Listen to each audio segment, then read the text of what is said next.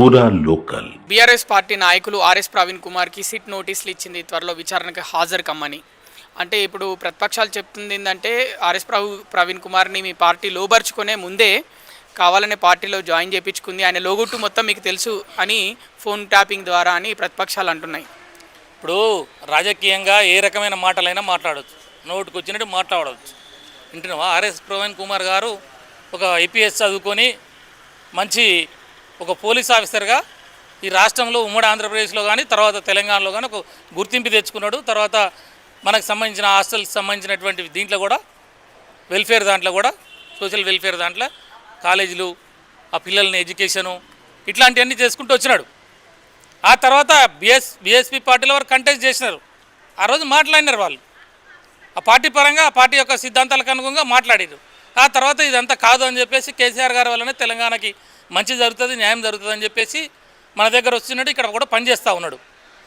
ఇక్కడ ఎప్పుడైతే బీఆర్ఎస్ పార్టీకి రేటింగ్ పెరుగుతుందో ప్రజలు ఇక బీఆర్ఎస్ వైపు చూస్తున్నారు, తెలంగాణలో రేటింగ్ పెరుగుతుందన్న టైంలో ప్రభుత్వానికి వస్తుంది ఇన్ఫర్మేషన్ రాగానే మళ్ళీ ఒకటి ముందుకు తెస్తాడు, సిట్ అంటాడు, లేకపోతే ఇంకోటి చేస్తాడు, కాళేశ్వరం కమిషన్ అంటాడు, లేకపోతే వేరే ఏదో ఒక కేసులు అయితే ముందు పట్టుకొస్తాడు.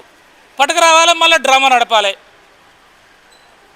నేనేమంటున్నా, సిట్టు వేసి సిట్టు అధికారులు ఉన్నారు, సిట్లో ఇన్వెస్టిగేషన్ జరుగుతుంది. ఇన్వెస్టిగేషన్ జరిగిన తర్వాత ఏమవుతుంది, ఏం సంగతి అనేది వాళ్ళు చెప్పినాక కదా.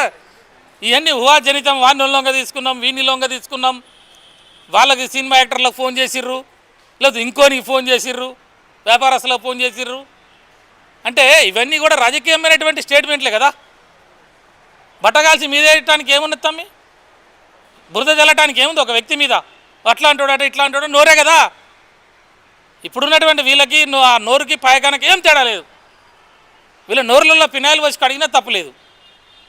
వింటున్నావా? కాబట్టి నేనేమంటున్నా, సిట్ ఉన్నది, ప్రవీణ్ గారిని పిలవచ్చు, లేకపోతే ఇంకో గారిని పిలవచ్చు, మా పార్టీ ఎమ్మెల్యేలో పిలవచ్చు, అవతల పార్టీ ఎమ్మెల్యేలో పిలవచ్చు. అక్కడ ఏం జరిగింది ఏంది అనేది వాళ్ళు తెలుస్తారు కదా. నువ్వే కదా అధికారంలో ఉన్నది, నువ్వే సిట్ అంటే.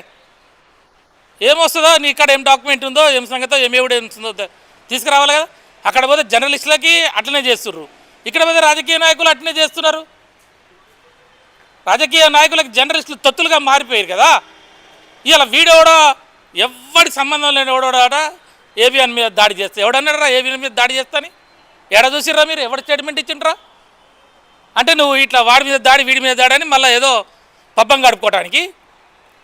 మీ గతంలో తెలంగాణ వ్యతిరేకులంతా, సమైక్యవాదులంతా మళ్ళీ జమ అయిపోయి మళ్ళీ చంద్రబాబు నాయుడిని సంకల పెట్టుకొని తెలంగాణ మీద ఒక మళ్ళీ కాలకేయుడులాగా జూబ్లీ హిల్స్లో తయారు కావాలని చూస్తున్నారు మీరు, అంతే కదా. మరి బాహుబలి ఎవరు? బాహుబలి కేసీఆర్. భాజపా బాహుబలిలో మేమే తెలంగాణకి 100% 15 సంవత్సరాల నుంచి పోరాడినాం, తెలంగాణను తెచ్చినాం, మేము తెలంగాణను అభివృద్ధి చేసినాం. ఇక్కడ ఎవడైనా మెసిన్లో నగరాలు చేసినా నాలిక చీరేస్తాం, పడేసి తొక్కుతాం అవసరం అనుకుంటే. వింటుర్రా? వదిలిపెట్టాం మేమేమి.